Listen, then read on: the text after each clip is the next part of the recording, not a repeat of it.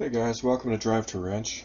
In this video you're going to see a comparison of the WLToys A979 converted to a touring car running the Arrma Outcast body versus the Tamiya TT-02 purpose-built touring car running the Arrma Outcast 4S body. This is my poor man's Infraction project, guys. And give you a quick overview of the setup of the WLToys as it sits right now, guys. It's got adjustable steering linkage on the front. I'm running a little weenie servo, but this thing actually makes pretty good torque. I don't think the servo's the cause of any of the problems you'll see in this video, guys. It's got a modified servo mount to accommodate that little servo. You can find that on my Thingiverse if you're interested, guys. It's running these custom body mounts. They just adjust the length front to back, so you can put that body on without any mods. Got a drive shaft in there that was actually not in for this run, guys, so if you're judging it, keep in mind it's two-wheel drive, guys, and two-wheel drive is a bit of an adventure, whether it's front-wheel drive or rear-wheel drive, regardless of what people tell you. It's running my trusty O-Star AX6S 4-channel radio. You only need 2 channels, but I like that radio a lot, guys, so it ends up in lots of things. I've got a bunch of the receivers. And then the power system is a super cheap 35 amp brushless ESC with a 2845 brushless motor that is good for 3600 kV. I'm actually surprised, guys. I have two of these little brushless motors. One's a 4500 kV, one's a 3500 kV. The 4500 is this guy, and it's actually a shorter cannon motor. It's a 2838. This is a 2845. So at some point I'll probably throw that 4500 kV in here again. I'd run it before, guys, and I'm thinking it must have been stupid squirrely. So I'd switched to the 36, and I think somewhere along the way I talk about there being a 4500 kV motor in this thing, but it's not, guys. It's only the 3600 kV. And when you see the speed this thing's got in it, yeah, you'll know why I was confused.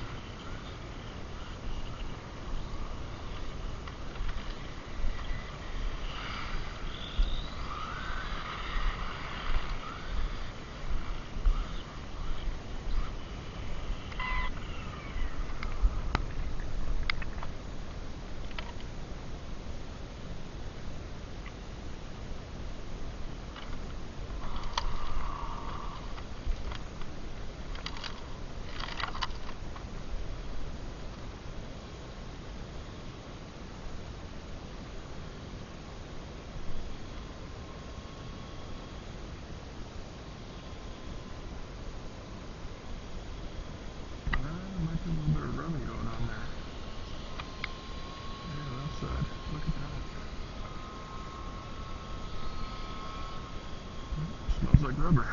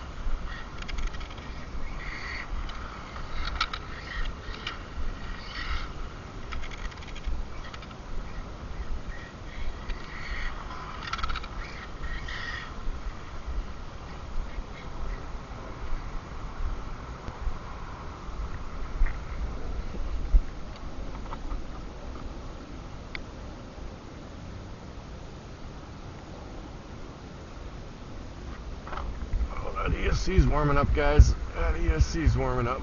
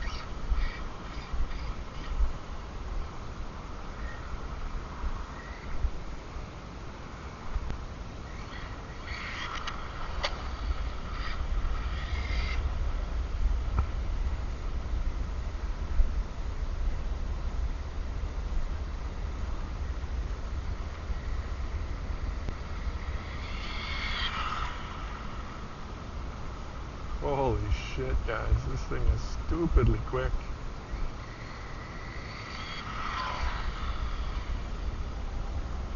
Be careful on the brakes too with that back end being independently.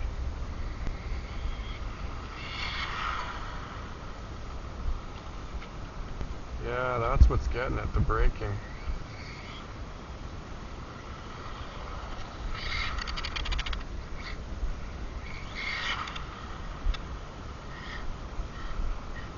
This thing moves, holy shite.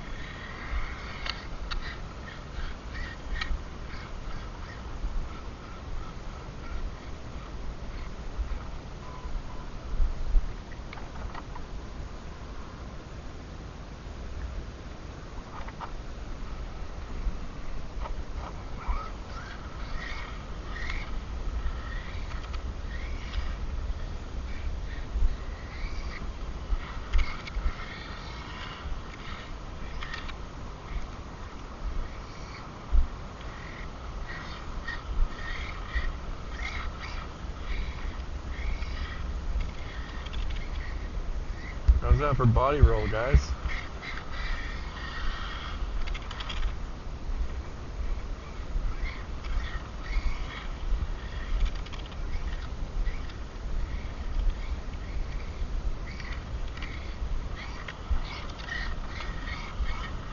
It wouldn't be this bad with a lighter battery pack, guys. It's got a big 5,000 milliamp hour battery in there right now.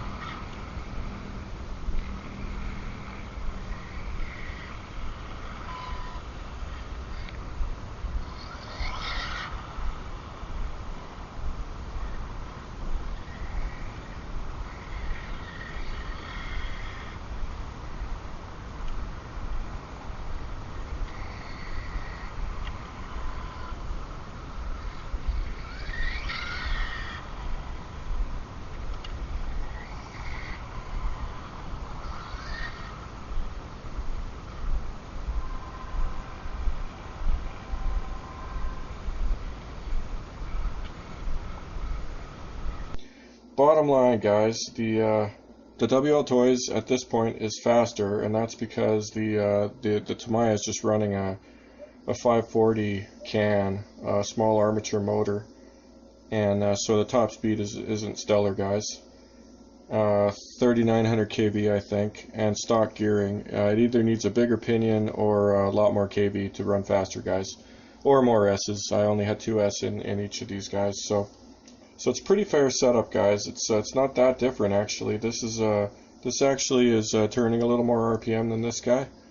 Should be making a hair more power, would be my guess. But as you'll see in the video, that is not the deciding factor.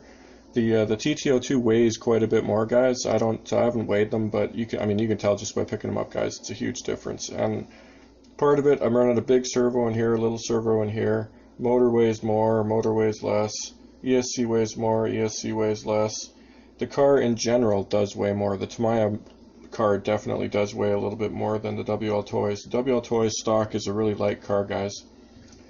And that's about it. The Tamiya is running my custom 3D printed suspension, and it handles really well, guys. It's, in my opinion, much better than stock. Got 2 degrees of toe in the back. Front end should be pretty neutral. It's running front knuckles from the Kyosho phaser, or similar style to the Kyosho phaser. Obviously, I modeled them, guys, where the balls are in the knuckle, not in the arms. And I actually think I like that setup better, guys, so take that for what you will. The Tamiya handles really well. The WLToys has way more speed, guys. The Tamiya setup right now is not super fast. And the problem with the WLToys, as you'll see, is that it's really unstable. There's 2 reasons for that. As it sits right now, I actually stiffened up the shocks quite a bit. I made these custom shock spacers here and just added a bunch of spring to it because it was way too soft, guys. Way too soft. I don't know what I was thinking. So now next run it'll be a lot better, guys. It's significantly stiffer. This is obviously you can't see, but trust me, it's way stiffer. The stock spring rate is a little soft, guys. So putting in some spacers, you improve things a little bit. But obviously, too much preload is not ideal. So whatever, it is what it is. We make do with what we have. So next run it should be better, because what you'll see in the video, guys, is that the body roll was just brutal with the soft springs, guys. It was pretty staggering how this thing would twitch from side to side. And then when you see it get unstable, in the one big crash video, guys, it actually was not the car getting unstable. I was out of the throttle, it was slowing down, and I hit a big rock, and it did a major cartwheel, guys. And that's one thing I wanted to mention, because in a couple of videos, you'll see at some point the Tamiya has been really hard to drive at times. And the thing I did not fully appreciate, guys, is that when you're running a body that's too low, or running the car too low on a road that's got too many rocks and stuff, when a rock gets, when you come across a rock, sometimes they actually throw the car in the air in a way that I was not hep to, guys. I haven't run much touring car type stuff, guys. Haven't seen much run. It's not really my thing up until now. And all I can tell you is if the body's too low, you got major problems. Okay, so the way I've got this on the TT-02 now, guys, you can see, I hope, that the body's actually fairly high, guys. That's the urethane bumper right there. The body sits basically flush with that. And then I've got the suspension jacked up quite a bit. And that was intentional, guys, because I was figuring that the low running was the big problem. And sure enough, it makes a massive difference, guys. This car, as you'll see in the video, I mean, it puts up with basically everything. So if you got harsh running conditions, guys, bite the bullet, get the car off the ground, get the body shell even with the bumper, and everything will go a lot better, guys. That's the major problem with the old Tamiya there. In like I said, a couple of videos that'll be coming along down the pike. I think so far I've only posted ones where it was running pretty well. In one in particular where I run the super body that came with it, and yeah, it all went pear-shaped, guys. And it was 100% because that body's super low. The front lip of that body is practically on the ground, And if you got the kind of rocks and gravel that I have where I live, that's just a recipe for disaster, guys. It does not work. You got to clean the road better or find a cleaner road, whatever. You got to do something because it won't work unless you either get the body up or clean the road, whatever the case may be. It's just another example of why touring cars are they're fun, but you got to do things the right way, guys. So there's the setups, guys. Very similar in terms of power, I would think. And so despite what you see in the videos, the Tamiya is making all the power and sliding around. This thing is making all the power and putting it to the wheels and trying to go stupidly fast. My prediction, guys, is when I actually stick the GPS on this thing and get a true reading, I think it's probably not a rocket ship, guys, but I'd be surprised if it isn't doing 40 miles an hour. I'd be very, very surprised. So that's my prediction, guys. When you watch the video, maybe post a comment, tell me what you think, because my prediction is this thing's geared for about 40 right now. And for reference, in the videos that you see here, the Tamiya is not 50. It's not even 50 kilometers an hour, guys. It's oh shoot, I want to say 40k. So right around 25 miles an hour, guys. So there you go. That's your reference. This is a known quantity, about 25 miles an hour. This, my prediction is, it is in the video, in the high speed runs, it's 40 or close to 40. If I can actually get it to where I can run it flat out, I think it's got 40 in it the way it sits, guys, which is pretty impressive considering how unstable these cars are if you've done any farting around with them. And just to sum up, so my nickel's worth, guys, just so you know, this thing is definitely, the old WLToys is definitely fun if you want to do some mods to it and just get some more life out of yours. But I've said this before and I'll say it again, you guys will probably get tired of hearing it at some point. If you want a touring car, I actually would not recommend starting with the WLToys, even though it really is similar to a touring car. Bottom line, because you're going to have to upgrade so many things, guys, the electronics, the motor, the blah blah, I mean everything, guys. It's so much work to get it comparable to the Tamiya that you might as well just buy the Tamiya. And you're not saving any money because you got to get a body, blah blah, whatever. You got to do everything to this thing. The Tamiya, you're starting off at a more standard entry point, and so if you want touring, I'd say definitely just go with the Tamiya in the first place. If you just want to have some fun, guys, this thing, it really is fun. Like this silly project, guys. I know I posted the one video and then kind of walked away from it. I didn't actually, guys. I was farting around. It's just that so many things went wrong, and there were so many rolls and so much poor performance and whatnot that, I mean, it wasn't worth posting a video, guys. They really weren't entertaining at all. But it's been a fun project, guys, and at this point, it's really close to the point where it's capable of working okay, guys. I'm curious to see what happens with the springs, as stiff as they are. I find it hard to believe it'll be a lot worse than the Tamiya with the pogo sticks, but I don't expect it to be super awesome or anything. Yeah. Anyways, so this video is kind of a state of the affairs as I ran them, and then the next video will be this car improved quite a bit. The Tamiya probably the same. I've got some parts coming. One of the things I do want to do is gear up the Tamiya a little bit and put some better suspension on it. I've kind of fallen into this touring car thing a little deeper than I thought, but yeah, it's not that expensive, so it's all good. And then we'll see what happens with that stuff sometime down the road. But for now, check out these bad boys running, and you can tell me which one you think is better. I think it's pretty obvious. Right, for this video, the Tamiya is better, but the next video should tell a bit of a better story, guys. Wrench to drive or drive to wrench?